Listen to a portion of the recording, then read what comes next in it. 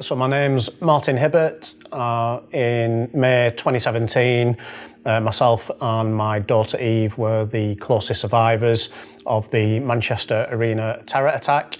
I suffered 22 shrapnel wounds, the two most serious, one that severed my spinal cord, so I'm now T10 complete. In layman terms, I'm paralysed from the belly button down. The second one hit me in the side of the neck, severed two of my main arteries. So that's obviously where I suffered most of the blood loss. My daughter Eve suffered a very traumatic brain injury, so a bolt travelled through the front of her brain. I spent just short of 6 months in hospital. Eve spent about 10 months in hospital. But we're both still alive and really looking to, live fulfilled lives and hopefully inspire and motivate others to do the same.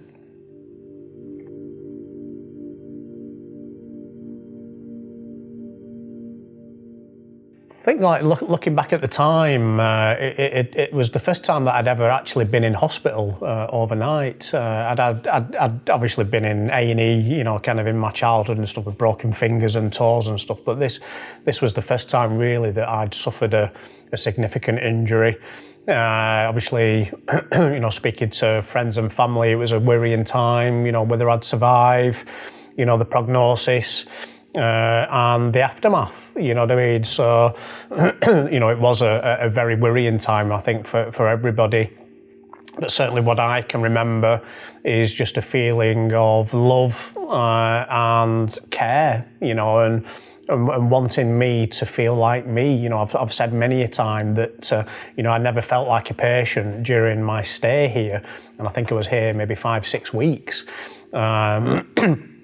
And I did feel, love, care and attention from everybody.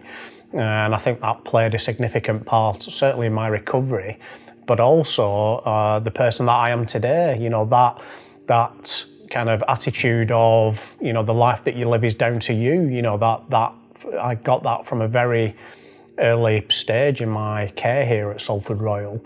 And I truly believe that that's made me the person that I am today, don't give up, don't, kind of curl up and be something that you're not, kind of be the person that you are. And that I got that, loud and clear quite early on, from my physio, Caroline, waking up, not being able to move, not being able to move my left hand, is a very scary thing to happen. But I saw that over time, things started to move and, that you get confidence from that. But yeah, I mean, the care that I received, as people know, was second to none, and I'll be forever grateful, as I know my family and friends are, because that played a vital role in my recovery, and hence why, this place feels like home whenever I'm here, and that's why hopefully, I can serve the hospital, going forward, whether that's in an ambassador role or one of these patient experience advocates that, be really keen to support. So hopefully, the hospital will be seeing a lot more of me going forward, but in a greater capacity.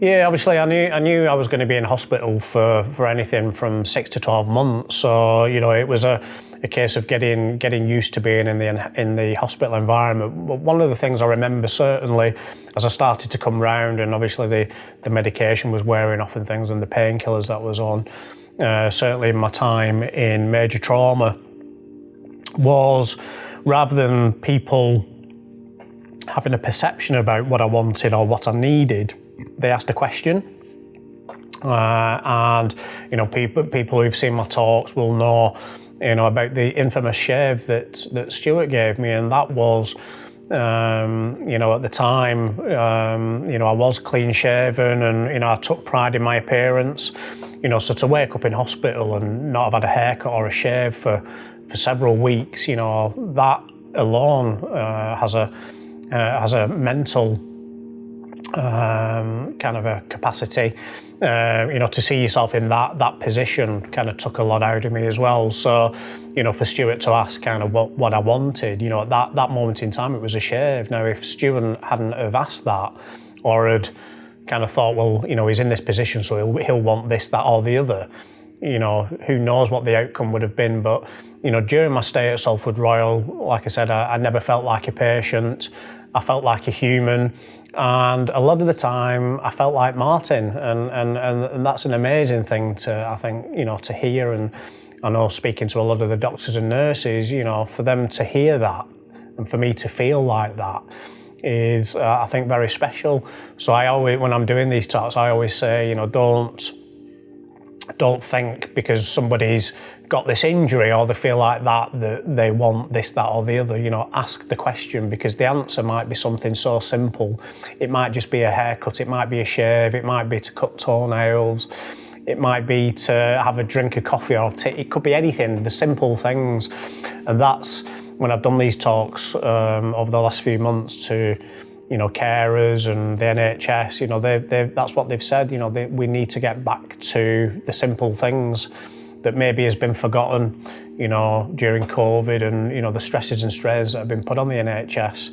Where I think we all run around at 100 miles an hour, and we sometimes forget that it's the simple things that make the biggest difference. So that's what I'd say is, make the patient feel human, and you'll be amazed at what you get back from that.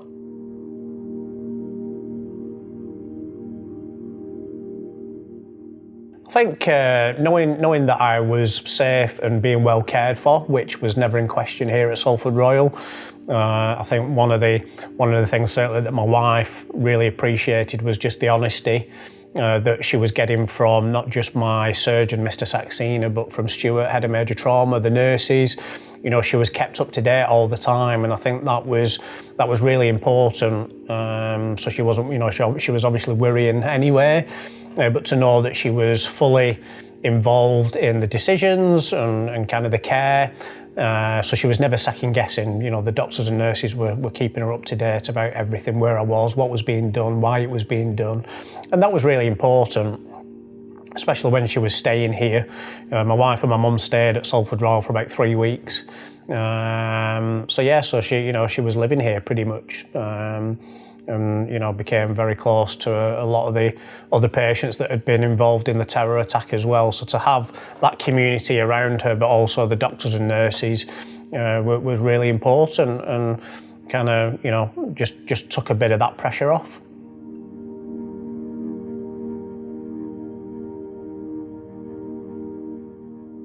So obviously one of the things when I came out of hospital, I was introduced to Gary Dawson from the Spinal Injuries Association, and that's a charity that I've been very close with now, pretty much from the day that I was told I wasn't going to walk again, within these very, very four walls.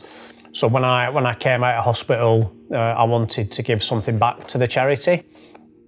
So I became a trustee back in 2019, and then early this year I was asked to become vice president. So that is something I'm very proud of. But obviously the biggest project has been the Martin's Mountain project, which was for me to reach the summit of Mount Kilimanjaro, Africa's tallest mountain, and to raise £1 million for the Spinal Injuries Association, which I say is a charity very close to my heart, and literally been by my side from day one, and have allowed me and given me the tools to live a fulfilled life. You'll be glad to know that we reached the summit on the 11th of June this year, and we're just short of 900,000 now. So that project is well and truly on its way. And that £1 million will be to increase the services that the Spinal Injuries Association can give all around the country. Some of your viewers might not know, but 7 people a day in the UK are told that they're not going to walk again and that have suffered a spinal cord injury, but only 1 in 3 get the help and support that I've received. When I heard that stat, I was annoyed, frustrated, upset, and wanted to do something about it. So, that's what the Martin's Mountain project is to do. It's to show, what somebody in a wheelchair can do when they've got the right help and support. So thankfully I reached the summit, and we're now going to be hopefully lobbying government and the health ministers to hopefully change how we look after people with spinal cord injuries so that everybody gets the right help and support, and everybody gets to live a fulfilled life, not just the ones that live in certain postcodes or are near a spinal unit. So that's what I'm going to be spending hopefully the next couple of years doing, and if we can use that as a legacy and have that as a legacy, that, you know, everybody with a spinal cord injury gets the right help and support they need to live a fulfilled life, then I'll be truly happy.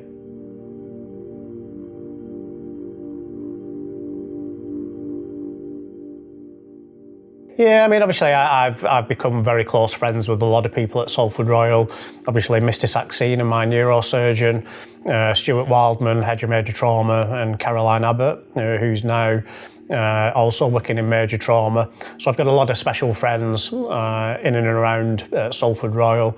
And I always catch up with them. Like I say, I'm over for a procedure today, so I'll probably be here for a couple of hours just catching up with people. So people know that this place is very special to me. You know, the doctors, the nurses, the cleaners, the catering staff, you know, it's not just about the doctors and nurses, it's everybody, you know, the people that you don't see that are just as important as well. So there's a lot of very special people that, you know, keep me alive today and keep me, you know, as fit as I can be. I've just been to a urology appointment now. So I've got a lot of specialists based here at Salford Royal, and they all know that they are very special people and keep me fit so I can live a fulfilled life.